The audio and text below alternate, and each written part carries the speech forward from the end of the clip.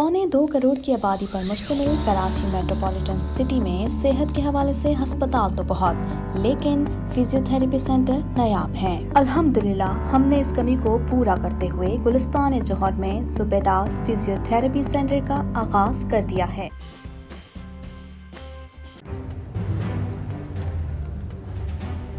Islamic Finance TV, the only TV channel of the fastest growing Islamic economy in the world and the prime mover of Islamic finance news. Follow us on our social media handles and watch our reports and educational program at www.islamicfinancetv.com. For advertisement, please contact us at islamicfinancetv@gmail.com.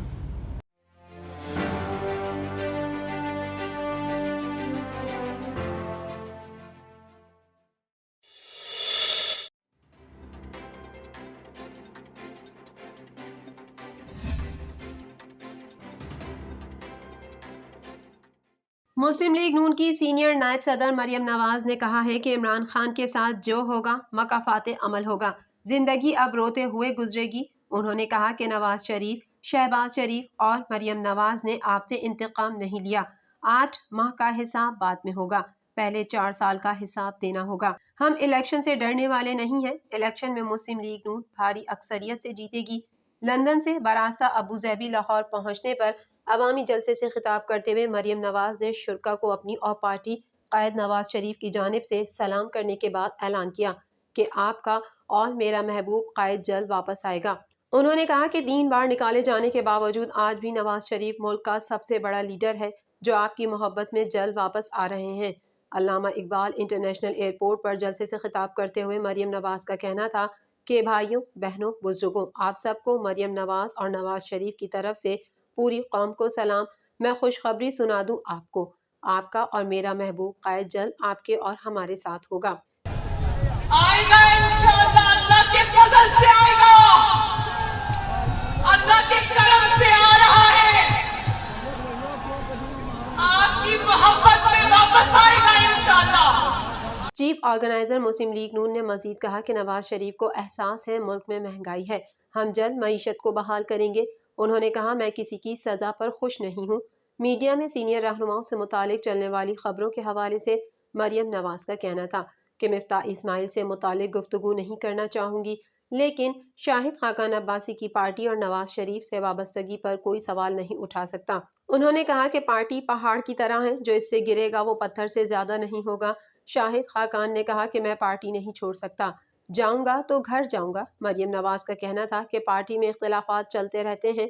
Shahid Khaqan Abbasi का नवाज शरीफ और party से 3 दहाइयों का साथ है।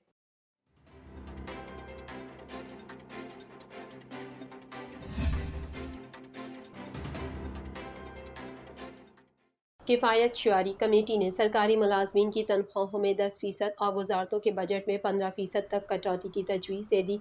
कौमी किफ़ायत शुआरी committee की सिफारिशात वज़ीर आज़म office को मौसूल हो गई हैं। मुश्किल मौशी हालात के बाइस अखराजात कम करने के लिए हुकूमत की जानिब से बनाई गई किफ़ायत शुआरी कमेटी की पहली ही बैठक में बड़ी पेशरफ सामने आई है। कौमी किफ़ायत शुआरी कमेटी ने ब्यूरोक्रेसी और जजेस से 1 से ज़ायद प्लॉट वापस लेने, इजाफी प्लॉट वापस लेकर नीलाम करने की सिफारिश कर दी। किफ़ायत शुआरी कमेटी की जानिब से वफाकी काबीना के अरकान, वफाकी वज़रा, मुशीरों और मुआविनीन खुसूसी की तादाद भी 78 से कम करके 30 तक महदूद करने का कह दिया गया है। 2024 तक अरकान पार्लियामेंट की तनख्वाहों और मरात में 15% कमी की भी सिफारिश कौमी किफ़ायत शुआरी कमेटी की सिफारिशात मंजूरी के लिए वफाकी काबीना में पेश की जाएंगी। कमेटी ने वज़ीर आज़म ऑफिस को सालाना 500 से 1000 अरब रुपए तक बचत की सिफारिशात भिजवा दी हैं, जिनमें सरकारी मुलाजमीन और अफसरान की तनख्वाहों में 10% कमी की सिफारिश भी की गई है। किफ़ायत शुआरी कमेटी ने वफाकी वजारतों के 553 अरब रुपए के जारी सिविल अखराजात का भारी बोझ सूबों को मुंतकिल करने की भी तजवीज़ दी है। कमेटी ने 18वीं तरमीम के तहत सूबों के दायरा कार में आने वाले वजारतों की मुकम्मल मुंतकली पर जोर दिया है। ज़राए के मुताबिक वज़ीर आज़म ऑफिस को भेजी गई सिफारिशात में ब्यूरोक्रेसी और जजेस से 1 से ज़ायद प्लॉट वापस लेने के साथ इजाफी प्लॉट वापस लेकर उन्हें नीलाम करने की सिफारिश की गई है।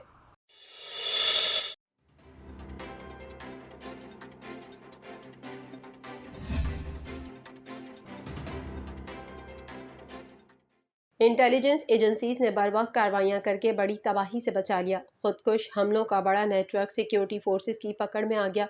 दहशतगर्दों के खुदकुश हमलों के नेटवर्क से अफगान मोबाइल सिम्स, मुंशियात और करेंसी बरामद हुई है। 19 जनवरी को जमरूद तख्ता बेग चेक पोस्ट पर खुदकुश हमला आवर दाखिल हुआ था। हमला आवर की फायरिंग से 3 पुलिस एहलकार शहीद हो गए थे। फायरिंग के बाद खुदकुश हमला आवर ने खुद को बम से उड़ा लिया। सिक्योरिटी फोर्सेस ने गोलियों के खौल और जिस्म के औज़ा फ्रांसिक के लिए जमा किए। जियो फेंसिंग और सीसीटीवी वीडियो का तज्जिया किया गया। बाद अज़ां कलअदम तहरीक तालिबान पाकिस्तान ने पुलिस चौकी पर हमले की जिम्मेदारी कबूल की थी।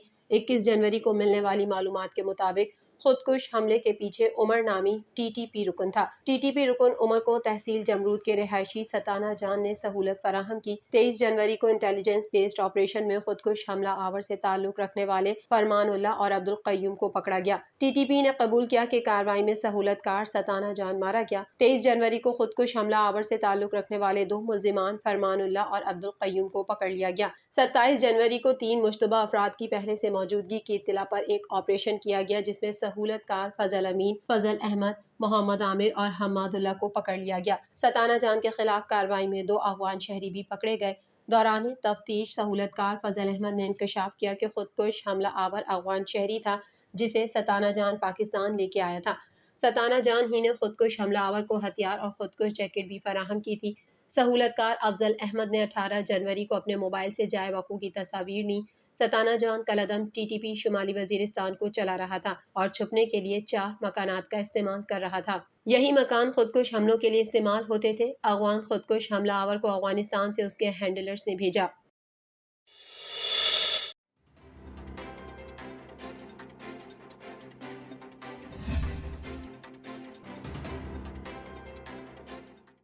भारत सिंध तास मुआहदे से फरार के लिए रिवायती हरबे इस्तेमाल करने लगा। दूसरी जानिब पाकिस्तान ने किसी भी सूरत सिंध तास मुआहदे में नजरसानी की इजाज़त न देने का ठोस फैसला किया है। इस सिलसिले में कहा गया है कि सिंध तास मुआहदे में नजरसानी की तजवीज़ नाजायज़ और बेईमानी के भारतीय रवैये की अक्कास है। भारत की जानिब से आलमी बैंक की सालिसी अदालत में केस कमज़ोर होने पर कानूनी अमल रुकवाने की कोशिशें शुरू कर दी गई हैं। किशन गंगा और रातले हाइड्रो पावर प्रोजेक्ट मंसूबों के मुतनाज़र डिज़ाइन के मामले पर मौसर दिफा की गैर मौजूदगी में नजर आती वाज़ेह शिकस्त देखकर भारत एक बार फिर भागने की तैयारी कर रहा है, जिसके लिए भारत की जानिब से सिंध तास मुआहदे में नजरसानी तजवीज़ करके आलमी बैंक की मसालती अदालत में कानूनी अमल रुकवाने की कोशिश की जा रही है। भारत के आबी मंसूबों के मुतनाज़र डिज़ाइन पर पाकिस्तान ने 19 अगस्त 2016 को आलमी बैंक की सालिसी अदालत से बाज़ाब्ता रुजू किया। पाकिस्तान के ठोस मौक़िफ़ और तवील कोशिशों के बाद वर्ल्ड बैंक ने मार्च 2022 में अदालती तश्कील का अमल शुरू किया। वाज़ेह रहे कि 330 मेगावाट के किशन गंगा मंसूबे को माहिरीन हर एतबार से महज स्ट्रेटेजिक मंसूबा करार दे रहे हैं।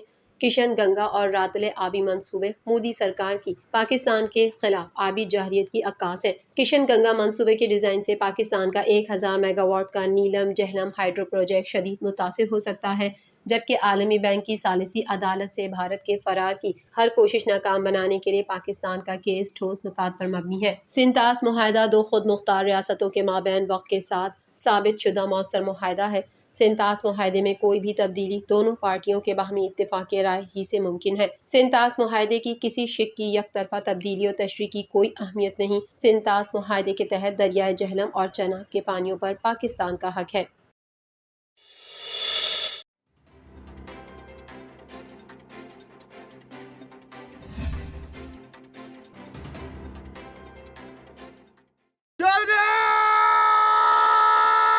बोलान के इलाके में लीवीज चौकी पर दहशत गर्दों के हमले में एक लीवीज एहलकार शहीद हो गया।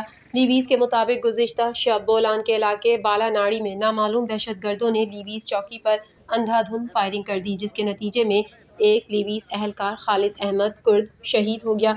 लीवीज की जवाबी कार्रवाई के बाद दहशतगर्द फरार होने में कामयाब हो गए। लीवीज ने लाश अस्पताल पहुंचाकर जरूरी कार्रवाई के बाद बुरसा के हवाले कर दी। शहीद की नमाज जनाजा मच में अदा की गई। नमाज जनाजा में डिप्टी कमिश्नर कच्ची आगा समीउल्लाह और असिस्टेंट कमिश्नर मच इरफान खलजी, मेजर रिसालदार हफीजुल्ला अब्बासी रिसालदार, गुलाम रब्बानी समालानी, नायब रिसालदार हाजी सईद अहमद, नायब रिसालदार जफर बंगजई, काउंसलर मीर अहमद नवाज कुर्द, काउंसलर मीर अब्दुल कुद्दूस समालानी और कबायली अमादी दीगर शामिल थे।